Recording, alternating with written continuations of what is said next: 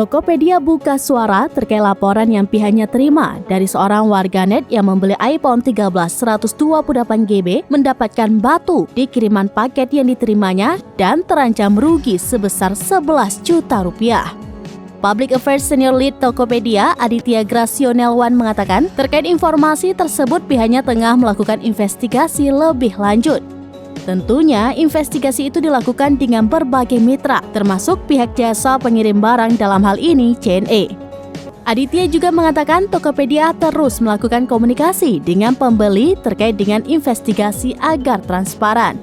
Sementara itu, viral di media sosial, seorang warganet bernama Naila mengaku rugi setelah membeli produk handphone merek iPhone 13 128GB di platform e-commerce Tokopedia. Total kerugian mencapai 11 juta rupiah. Dikutip melalui akun media sosial Twitternya @naila_sa11, Naila menuliskan bahwa handphone merek iPhone yang dia beli berubah menjadi batu. Dikatakan Naila, mulanya paket handphone yang dia beli dikirim pada tanggal 28 bulan 7. Kemudian paket tersebut sampai di tempat penitipan paket pada esok harinya 29 bulan 7 2023. Mengetahui paket tersebut berisi batu, Naila lantas mengirimkan komplain kepada toko yang menjual handphone itu di Tokopedia.